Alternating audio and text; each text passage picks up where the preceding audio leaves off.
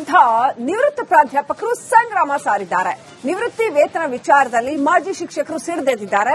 Pension ವಿಚಾರದಲ್ಲಿ ತಾರತಮ್ಯ ಆಗಿದೆ ಸರ್ಕಾರದಿಂದ ಅನ್ನುವಂತಹ ಆರೋಪವನ್ನ ನಿವೃತ್ತ ಶಿಕ್ಷಕರು ಮಾಡ್ತಾ ಇದ್ದಾರೆ.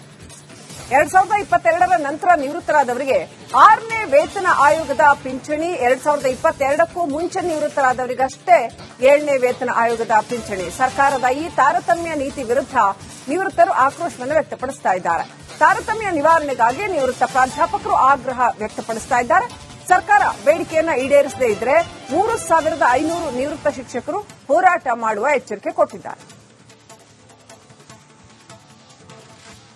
ನಿವೃತ್ತ ಪ್ರಾಧ್ಯಾಪಕರಿಗೆ ಇದೀಗ ಪಿಂಚಣಿ ವಿಷಯದಲ್ಲಿ ಸರ್ಕಾರ ತಾರತಮ್ಯ ಮಾಡ್ತಿದೆ. ಹೀಗಾಗಿ ಎಲ್ಲ ಒಂದ್ ಕಡೆ ಅಸಮಾಧಾನ, ಪ್ರಾಧ್ಯಾಪಕರು ಆಕ್ರೋಶ ಹೊರಾಗ್ತಿದ್ರೆ. ನಮ್ಮ ಜೊತೆಗ ನಿವೃತ್ತ ಪ್ರಾಧ್ಯಾಪಕರು ರಾಜಗುರು ಇದ್ರೆ ಅವರೇ ಮಾತಾಡಿಸ್ತೀನಿ. ಸರ್, ಒಂದ್ ಕಡೆ ನೀವು ನಿವೃತ್ತಿ ಹೊಂದಿದ್ರಿ, ಬಟ್ ಪಿಂಚಣಿ ವಿಚಾರವಾಗಿ ಈಗ ಸರ್ಕಾರ ತಾರತಮ್ಯ ಮಾಡ್ತಿದೆ.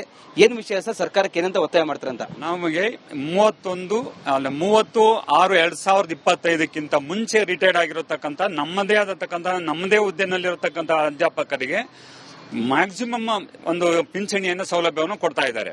ಆದ್ರೆ 31/7/2027 ಈಚೆಗೆ ನಿವೃತ್ತಿ ಆದತಕ್ಕಂತ ಒಂದು ಪ್ರಾಧ್ಯಾಪಕರುಗಳಿಗೆ 6ನೇ ವೇತನದಲ್ಲಿ ಪಡಿತಾ ಇರತಕ್ಕಂತ ಒಂದು ಪಿಂಚಣಿಗಿಂತನೂ ಸಹಿತ ಕಡಿಮೆ ಪಿಂಚಣಿ ಬರ್ತಾ ಇರತಕ್ಕಂಥದ್ದು ಒಂದು ವಿಷಾದನೀಯ ಸಂಗತಿ.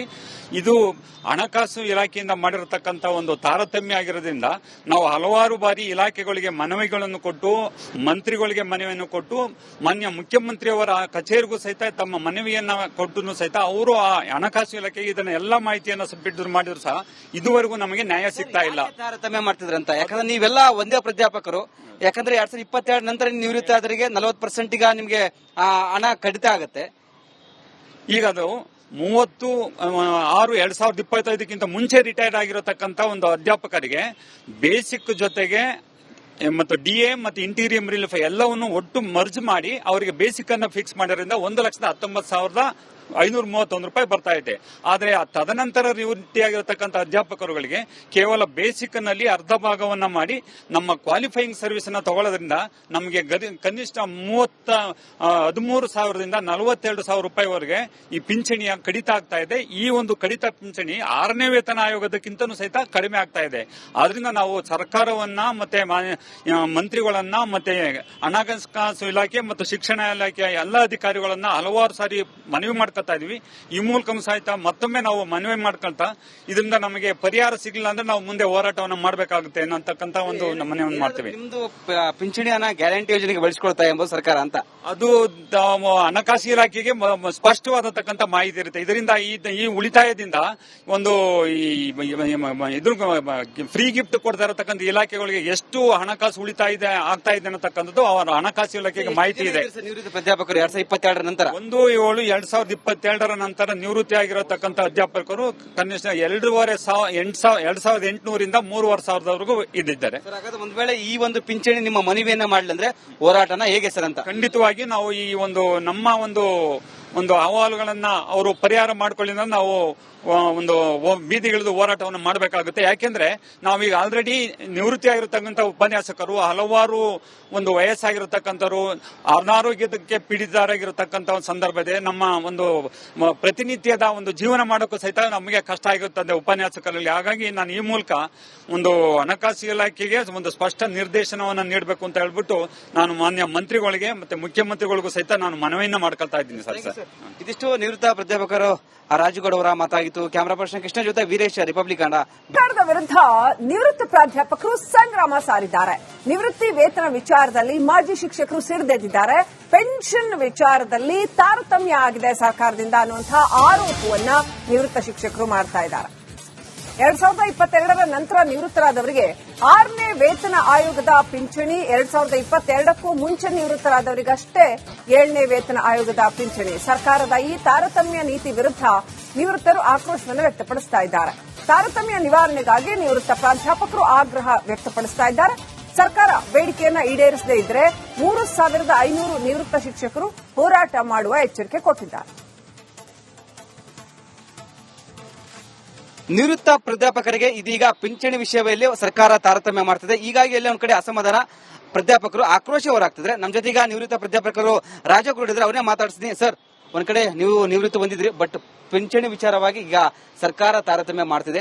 ಏನ್ ವಿಷಯ ಸರ್, ಸರ್ಕಾರಕ್ಕೆ ಏನಂತ ಒತ್ತಾಯ ಮಾಡ್ತಾರಂತ? ನಮಗೆ 30/6/2025 ಮುಂಚೆ ರಿಟೈರ್ಡ್ ಆಗಿರತಕ್ಕಂತ ನಮ್ಮದೇ ಹುದ್ದೆನಲ್ಲಿರತಕ್ಕಂತ ಅಧ್ಯಾಪಕರಿಗೆ ಮ್ಯಾಕ್ಸಿಮಮ್ ಒಂದು ಪಿಂಚಣಿಯನ್ನು ಸೌಲಭ್ಯವನ್ನು ಕೊಡ್ತಾ ಇದ್ದಾರೆ. ಆದ್ರೆ 31/7/2027 ಈಚೆಗೆ ನಿವೃತ್ತಿ ಆದತಕ್ಕಂತ ಒಂದು ಪ್ರಾಧ್ಯಾಪಕರುಗಳಿಗೆ 6ನೇ ವೇತನದಲ್ಲಿ ಪಡಿತಾ ಇರತಕ್ಕಂತ ಒಂದು ಪಿಂಚಣಿಗಿಂತನೂ ಸಹಿತ ಕಡಿಮೆ ಪಿಂಚಣಿ ಬರ್ತಾ ಇರತಕ್ಕಂಥದ್ದು ಒಂದು ವಿಷಾದನೀಯ ಸಂಗತಿ. ಇದು ಹಣಕಾಸು ಇಲಾಖೆಯಿಂದ ಮಾಡಿರತಕ್ಕಂತ ಒಂದು ತಾರತಮ್ಯ ಆಗಿರೋದ್ರಿಂದ ನಾವು ಹಲವಾರು ಬಾರಿ ಇಲಾಖೆಗಳಿಗೆ ಮನವಿಗಳನ್ನು ಕೊಟ್ಟು, ಮಂತ್ರಿಗಳಿಗೆ ಮನವಿಯನ್ನು ಕೊಟ್ಟು, ಮಾನ್ಯ ಮುಖ್ಯಮಂತ್ರಿಯವರ ಕಚೇರಿಗೂ ಸಹಿತ ತಮ್ಮ ಮನವಿಯನ್ನ ಕೊಟ್ಟು ಸಹಿತ ಅವರು ಹಣಕಾಸು ಇಲಾಖೆಗೆ ಇದನ್ನ ಎಲ್ಲಾ ಮಾಹಿತಿಯನ್ನು ಸಬ್ಮಿಟ್ ಮಾಡಿದ್ರು ಸಹ ಇದುವರೆಗೂ ನಮಗೆ ನ್ಯಾಯ ಸಿಗ್ತಾ ಇಲ್ಲ. ತಾರತಮ್ಯ ಮಾಡ್ತಿದ್ರಂತ, ಯಾಕಂದ್ರೆ ನೀವೆಲ್ಲ ಒಂದೇ ಪ್ರಾಧ್ಯಾಪಕರು. ಯಾಕಂದ್ರೆ 2022 ನಂತರ ನಿವೃತ್ತಿ ಆದವರಿಗೆ 40% ಈಗ ನಿಮ್ಗೆ ಹಣ ಕಡಿತ ಆಗುತ್ತೆ. ಈಗ ಅದು 30/6/2025 ಮುಂಚೆ ರಿಟೈರ್ಡ್ ಆಗಿರತಕ್ಕಂತ ಒಂದು ಅಧ್ಯಾಪಕರಿಗೆ ಬೇಸಿಕ್ ಜೊತೆಗೆ ಮತ್ತು ಡಿಎ ಮತ್ತು ಇಂಟೀರಿಯಂ ರಿಲೀಫ್ ಎಲ್ಲವನ್ನು ಒಟ್ಟು ಮರ್ಜ್ ಮಾಡಿ ಅವರಿಗೆ ಬೇಸಿಕ್ ಅನ್ನ ಫಿಕ್ಸ್ ಮಾಡೋದ್ರಿಂದ 1,19,531 ರೂಪಾಯಿ ಬರ್ತಾ ಇದೆ. ಆದ್ರೆ ತದನಂತರ ನಿವೃತ್ತಿಯಾಗಿರತಕ್ಕಂಥ ಅಧ್ಯಾಪಕರುಗಳಿಗೆ ಕೇವಲ ಬೇಸಿಕ್ ನಲ್ಲಿ ಅರ್ಧ ಭಾಗವನ್ನ ಮಾಡಿ ನಮ್ಮ ಕ್ವಾಲಿಫೈಯಿಂಗ್ ಸರ್ವಿಸ್ ಅನ್ನ ತಗೊಳ್ಳೋದ್ರಿಂದ ನಮಗೆ ಕನಿಷ್ಠ 13,000ದಿಂದ 42,000 ರೂಪಾಯಿವರೆಗೆ ಈ ಪಿಂಚಣಿಯ ಕಡಿತ ಆಗ್ತಾ ಇದೆ. ಈ ಒಂದು ಕಡಿತ ಪಿಂಚಣಿ 6ನೇ ವೇತನ ಆಯೋಗದಕ್ಕಿಂತನೂ ಸಹಿತ ಕಡಿಮೆ ಆಗ್ತಾ ಇದೆ. ಆದ್ರಿಂದ ನಾವು ಸರ್ಕಾರವನ್ನ ಮತ್ತೆ ಮಂತ್ರಿಗಳನ್ನ ಮತ್ತೆ ಹಣಕಾಸು ಇಲಾಖೆ ಮತ್ತು ಶಿಕ್ಷಣ ಇಲಾಖೆಯ ಎಲ್ಲ ಅಧಿಕಾರಿಗಳನ್ನ ಹಲವಾರು ಸಾರಿ ಮನವಿ ಮಾಡ್ಕೊತಾ ಇದೀವಿ. ಈ ಮೂಲಕ ಸಹಿತ ಮತ್ತೊಮ್ಮೆ ನಾವು ಮನವಿ ಮಾಡ್ಕೊಳ್ತಾ ಇದರಿಂದ ನಮಗೆ ಪರಿಹಾರ ಸಿಗಲಿಲ್ಲ ಅಂದ್ರೆ ನಾವು ಮುಂದೆ ಹೋರಾಟವನ್ನು ಮಾಡಬೇಕಾಗುತ್ತೆ ಅನ್ನತಕ್ಕಂತ ಒಂದು ಮನವಿಯನ್ನು ಮಾಡ್ತೀವಿ. ನಿಮ್ದು ಪಿಂಚಣಿ ಹಣ ಗ್ಯಾರಂಟಿ ಯೋಜನೆಗೆ ಬಳಸಿಕೊಳ್ತಾ ಎಂಬುದು ಸರ್ಕಾರ ಅಂತ ಅದು ಹಣಕಾಸು ಇಲಾಖೆಗೆ ಸ್ಪಷ್ಟವಾದತಕ್ಕಂತ ಮಾಹಿತಿ ಇರುತ್ತೆ. ಇದರಿಂದ ಈ ಉಳಿತಾಯದಿಂದ ಒಂದು ಇದು ಫ್ರೀ ಗಿಫ್ಟ್ ಕೊಡ್ತಾ ಇರತಕ್ಕಂಥ ಇಲಾಖೆಗಳಿಗೆ ಎಷ್ಟು ಹಣಕಾಸು ಉಳಿತಾಯ ಆಗ್ತಾ ಇದೆ ಅನ್ನತಕ್ಕಂಥದ್ದು ಅವರ ಹಣಕಾಸು ಇಲಾಖೆಗೆ ಮಾಹಿತಿ ಇದೆ. ನಿವೃತ್ತಿ ಪ್ರಾಧ್ಯಾಪಕರು 2022 ನಂತರ 1/7/2022 ನಂತರ ನಿವೃತ್ತಿ ಆಗಿರತಕ್ಕಂಥ ಅಧ್ಯಾಪಕರು ಕನಿಷ್ಠ 2,800ರಿಂದ 3,500ವರೆಗೂ ಇದ್ದಿದ್ದಾರೆ. ಒಂದ್ ವೇಳೆ ಈ ಒಂದು ಪಿಂಚಣಿ ನಿಮ್ಮ ಮನವಿಯನ್ನ ಮಾಡ್ಲಂದ್ರೆ ಹೋರಾಟನ ಹೇಗೆ ಸರ್ ಅಂತ? ಖಂಡಿತವಾಗಿ ನಾವು ಈ ನಮ್ಮ ಒಂದು ಅಹವಾಲುಗಳನ್ನ ಅವರು ಪರಿಹಾರ ಮಾಡ್ಕೊಳ್ಳಿ ನಾವು ಒಂದು ಬೀದಿಗಿಳಿದು ಹೋರಾಟವನ್ನು ಮಾಡಬೇಕಾಗುತ್ತೆ. ಯಾಕೆಂದ್ರೆ ನಾವೀಗ ಆಲ್ರೆಡಿ ನಿವೃತ್ತಿ ಆಗಿರತಕ್ಕಂಥ ಉಪನ್ಯಾಸಕರು ಹಲವಾರು ಒಂದು ವಯಸ್ಸಾಗಿರತಕ್ಕಂಥವ್ರು ಅನಾರೋಗ್ಯಕ್ಕೆ ಪೀಡಿತರಾಗಿರತಕ್ಕಂಥ ಸಂದರ್ಭದಲ್ಲಿ ನಮ್ಮ ಒಂದು ಪ್ರತಿನಿತ್ಯದ ಒಂದು ಜೀವನ ಮಾಡೋಕ್ಕೂ ಸಹಿತ ನಮಗೆ ಕಷ್ಟ ಆಗಿರುತ್ತದೆ ಉಪನ್ಯಾಸಕರಲ್ಲಿ. ಹಾಗಾಗಿ ನಾನು ಈ ಮೂಲಕ ಒಂದು ಹಣಕಾಸು ಇಲಾಖೆಗೆ ಒಂದು ಸ್ಪಷ್ಟ ನಿರ್ದೇಶನವನ್ನು ನೀಡಬೇಕು ಅಂತ ಹೇಳ್ಬಿಟ್ಟು ನಾನು ಮಾನ್ಯ ಮಂತ್ರಿಗಳಿಗೆ ಮತ್ತೆ ಮುಖ್ಯಮಂತ್ರಿಗಳಿಗೂ ಸಹಿತ ನಾನು ಮನವಿಯನ್ನ ಮಾಡ್ಕೊಳ್ತಾ ಇದ್ದೀನಿ ಸರ್. ಇದಿಷ್ಟು ನಿವೃತ್ತ ಪ್ರಾಧ್ಯಾಪಕರು ರಾಜುಗೌಡ ಅವರ ಮಾತಾಗಿತ್ತು. ಕ್ಯಾಮರಾ ಪರ್ಸನ್ ಕೃಷ್ಣ ಜೊತೆ ವೀರೇಶ್, ರಿಪಬ್ಲಿಕ್ ಕನ್ನಡ. ಸರ್ಕಾರದ ವಿರುದ್ಧ ನಿವೃತ್ತ ಪ್ರಾಧ್ಯಾಪಕರು ಸಂಗ್ರಾಮ ಸಾರಿದ್ದಾರೆ. ನಿವೃತ್ತಿ ವೇತನ ವಿಚಾರದಲ್ಲಿ ಮಾಜಿ ಶಿಕ್ಷಕರು ಸಿಡಿದೆದ್ದಿದ್ದಾರೆ. ಪೆನ್ಷನ್ ವಿಚಾರದಲ್ಲಿ ತಾರತಮ್ಯ ಆಗಿದೆ ಸರ್ಕಾರದಿಂದ ಅನ್ನುವಂತಹ ಆರೋಪವನ್ನ ನಿವೃತ್ತ ಶಿಕ್ಷಕರು ಮಾಡ್ತಾ ಇದ್ದಾರೆ. 2022 ನಂತರ ನಿವೃತ್ತರಾದವರಿಗೆ 6ನೇ ವೇತನ ಆಯೋಗದ ಪಿಂಚಣಿ, 2022ಕ್ಕೂ ಮುಂಚೆ ನಿವೃತ್ತರಾದವರಿಗಷ್ಟೇ 7ನೇ ವೇತನ ಆಯೋಗದ ಪಿಂಚಣಿ. ಸರ್ಕಾರದ ಈ ತಾರತಮ್ಯ ನೀತಿ ವಿರುದ್ಧ ನಿವೃತ್ತರು ಆಕ್ರೋಶವನ್ನು ವ್ಯಕ್ತಪಡಿಸ್ತಾ ಇದ್ದಾರೆ. ತಾರತಮ್ಯ ನಿವಾರಣೆಗಾಗಿ ನಿವೃತ್ತ ಪ್ರಾಧ್ಯಾಪಕರು ಆಗ್ರಹ ವ್ಯಕ್ತಪಡಿಸ್ತಾ ಇದ್ದಾರೆ. ಸರ್ಕಾರ ಬೇಡಿಕೆಯನ್ನ ಈಡೇರಿಸದೇ ಇದ್ರೆ 3,500 ನಿವೃತ್ತ ಶಿಕ್ಷಕರು ಹೋರಾಟ ಮಾಡುವ ಎಚ್ಚರಿಕೆ ಕೊಟ್ಟಿದ್ದಾರೆ. ನಿವೃತ್ತ ಪ್ರಾಧ್ಯಾಪಕರಿಗೆ ಇದೀಗ ಪಿಂಚಣಿ ವಿಷಯದಲ್ಲಿ ಸರ್ಕಾರ ತಾರತಮ್ಯ ಮಾಡ್ತಿದೆ. ಹೀಗಾಗಿ ಎಲ್ಲ ಒಂದ್ ಕಡೆ ಅಸಮಾಧಾನ, ಪ್ರಾಧ್ಯಾಪಕರು ಆಕ್ರೋಶ ಹೊರಾಗ್ತಿದ್ರೆ. ನಮ್ಮ ಜೊತೆಗ ನಿವೃತ್ತ ಪ್ರಾಧ್ಯಾಪಕರು ರಾಜಗುರು ಇದ್ರೆ ಅವರೇ ಮಾತಾಡ್ತಿದ್ದೀನಿ. ಸರ್, ಒಂದ್ ಕಡೆ ನೀವು ನಿವೃತ್ತಿ ಹೊಂದಿದ್ರಿ, ಬಟ್ ಪಿಂಚಣಿ ವಿಚಾರವಾಗಿ ಈಗ ಸರ್ಕಾರ ತಾರತಮ್ಯ ಮಾಡ್ತಿದೆ.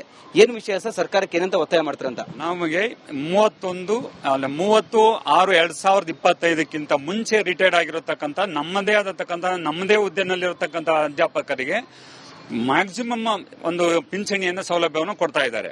ಆದ್ರೆ 31/7/2027 ಈಚೆಗೆ ನಿವೃತ್ತಿ ಆದತಕ್ಕಂಥ ಒಂದು ಪ್ರಾಧ್ಯಾಪಕರುಗಳಿಗೆ 6ನೇ ವೇತನದಲ್ಲಿ ಪಡಿತಾ ಇರತಕ್ಕಂಥ ಒಂದು ಪಿಂಚಣಿಗಿಂತನೂ ಸಹಿತ ಕಡಿಮೆ ಪಿಂಚಣಿ ಬರ್ತಾ ಇರತಕ್ಕಂಥದ್ದು ಒಂದು ವಿಷಾದನೀಯ ಸಂಗತಿ.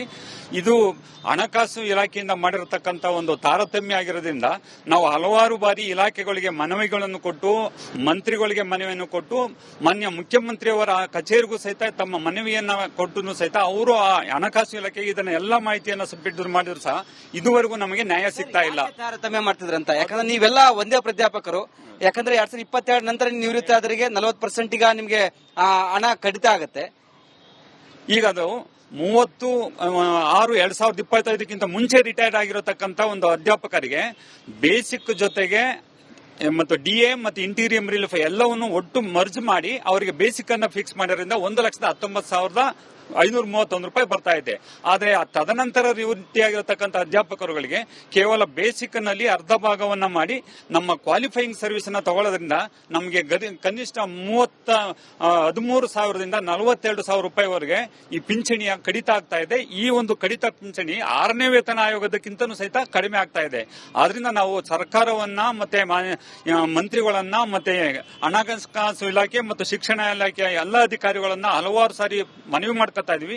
ಈ ಮೂಲಕ ಸಹಿತ ಮತ್ತೊಮ್ಮೆ ನಾವು ಮನವಿ ಮಾಡ್ಕೊಳ್ತಾ ಇದರಿಂದ ನಮಗೆ ಪರಿಹಾರ ಸಿಗಲಿಲ್ಲ ಅಂದ್ರೆ ನಾವು ಮುಂದೆ ಹೋರಾಟವನ್ನು ಮಾಡಬೇಕಾಗುತ್ತೆ ಅನ್ನತಕ್ಕಂತ ಒಂದು ಮನವಿ ಮಾಡ್ತೀವಿ. ನಿಮ್ದು ಪಿಂಚಣಿ ಹಣ ಗ್ಯಾರಂಟಿ ಯೋಜನೆಗೆ ಬಳಸಿಕೊಳ್ತಾ ಎಂಬುದು ಸರ್ಕಾರ ಅಂತ ಅದು ಹಣಕಾಸು ಇಲಾಖೆಗೆ ಸ್ಪಷ್ಟವಾದತಕ್ಕಂತ ಮಾಹಿತಿ ಇರುತ್ತೆ. ಇದರಿಂದ ಈ ಉಳಿತಾಯದಿಂದ ಒಂದು ಇದು ಫ್ರೀ ಗಿಫ್ಟ್ ಕೊಡ್ತಾ ಇರತಕ್ಕಂಥ ಇಲಾಖೆಗಳಿಗೆ ಎಷ್ಟು ಹಣಕಾಸು ಉಳಿತಾಯ ಆಗ್ತಾ ಇದೆ ಅನ್ನತಕ್ಕಂಥದ್ದು ಅವರ ಹಣಕಾಸು ಇಲಾಖೆಗೆ ಮಾಹಿತಿ ಇದೆ. ನಿವೃತ್ತ ಪ್ರಾಧ್ಯಾಪಕರು 2022 ನಂತರ 1/7/2022 ನಂತರ ನಿವೃತ್ತಿ ಆಗಿರತಕ್ಕಂಥ ಅಧ್ಯಾಪಕರು ಕನಿಷ್ಠ 2,800ರಿಂದ 3,500ವರೆಗೂ ಇದ್ದಿದ್ದಾರೆ.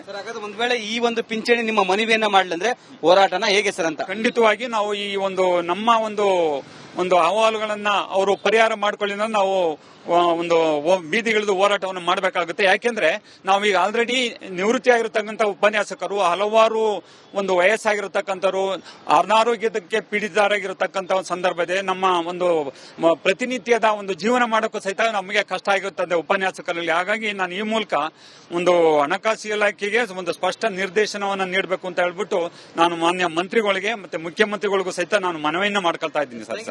ಇದಿಷ್ಟು ನಿವೃತ್ತ